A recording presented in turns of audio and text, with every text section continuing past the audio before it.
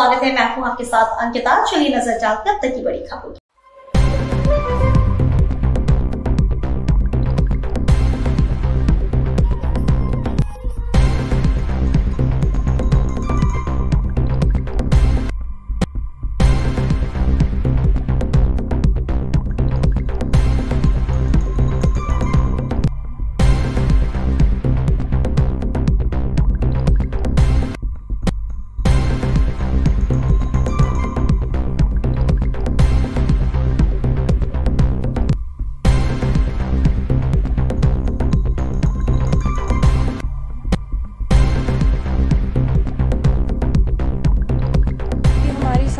देश को वापस देना चाहते, क्योंकि हमने इतना लिया है देश से, हम कभी ही देश को वापस देते हैं।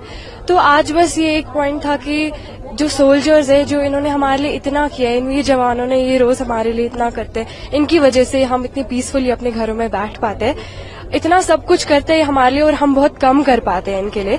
बस यही मोटिवेशन थी, इनको बस एक स्माइल इनके फेस पे देनी थी, बस इनको महसूस कराना था कि पूरे देश का प्यार इनके लिए है एंड पूरा देश इनको सपोर्ट कर रहा है for what they are doing. And बस उसीलिए यही मोटिवेशन थी हमारी कि बस वीर जवानों के लिए खुशी का माहौल रखना। टुडेज युवा जो है, आज का युवा, वो ज्यादातर मोबाइल फोन्स में बिजी रहता है। वो इस ग्लोरी को कहीं ना कहीं रिकॉल नहीं कर पाता है, या फिर याद भी करता है तो उसको मोटिवेट होके उससे कुछ नहीं कर पाता है। लेकिन आप लोग यहाँ पर पहुंचे, आपने लेटर्स कलेक्ट किया, आप लोग जवानों से इंटरेक्ट कर रहे थे, आप जवानों की फैमिलीज से इंटरेक्ट कर रहे थे, आप मलिक साहब से भी आपने मुलाकात की। तो इसके पीछे आप लोगों का क्या जर्नी थी और क्या मोरल था, क्या मोटिवेशन था जो आप लोग? हाँ, तो हमारी बेसिकली सोशल इम्पैक्ट एक्टिविटीज होती है, जहाँ पे हमें हर महीने सोसाइटी के लिए कुछ करना होता है। वैसे ही हमारी ये एक और सोशल इम्पैक्ट एक्टिविटी थी। हाँ, मैं मानती हूँ कि बहुत सारा जो आज का युवा है वो इस सब चीजों से बेखबर है, उनको पता नहीं है कि ऐसा क्या हो रहा है, और अगर पता भी है तो उनको रियलाइज नहीं होता है कि इसके पीछे कितनी बड़ी स्टोरी है। जैसे आज हमने उन सबके लेटर्स देखे, कुछ लोगों के लिए इट्स बस नंबर्स है कि इतने सोल्जर्स ने अपनी जान गंवाई, बट आज हम उन सब सोल्जर्स की स्टोरी जान पाए, उनकी फैमिली से इंटरैक्ट किया। ये सिर्फ नंबर्स नहीं है, एक बड़ी बड़ी स्टोरी है फॉर हर एक फैमिली के लिए पीछे से बहुत बड़ी स्टोरी। मैं बस इतना चाहूंगी कि युवा अपने आप को एजुकेट करे, इस बारे में थोड़ा जाने और थोड़ी भावनाओं के साथ भावनाओं वाले पर्सपेक्टिव से इसको देखे कि उन पे फैमिलीज पे क्या गुजरती है, उनके भाई बहनों पे क्या गुजरती है, and just do something for the society. In soldiers को हम सब लेटर्स कलेक्ट करके देने आए थे। दिल्ली से आपने 28 जगहों पे 28 राज्यों में आपकी टीम ने ट्रैवल करा होगा ये लेटर्स 2000 कलेक्ट करने के लिए। जब आपको लेटर्स कलेक्ट कर रहे थे, लोगों से बातचीत कर रहे थे, तो कोई ऐसी बात जो आपके जहन में बैठ गई हो कि यार ये बात जो इसने कही ये तो मुझे नहीं पता थी, या फिर देश के बारे में इतने जज्बाती भी लोग होते हैं हमारे सैनिकों के बारे में, क्योंकि उन्हें नहीं पता है कि 13,000 फीट, 14,000 फीट या फिर 15,000 फीट की ऊंचाई पर जो जवान पोस्टेड हैं उनकी क्या मन स्थिति होती है, वो किस सिचुएशन में पोस्टेड होते हैं। तो जब आप उनसे बातचीत कर रहे थे तो कोई एक ऐसा वाकया जो आपके दिमाग में घर कर गया हो, दिल पे छू गया हुआ था। तो जब हम लोग लेटर्स कलेक्ट कर रहे थे, मैं दिल्ली की ही बात बताती हूँ, मैं अपने साथ 2-3 लोगों से और जुड़ी हुई थी जो मेरी लेटर्स कलेक्ट करने में सहायता कर रहे थे।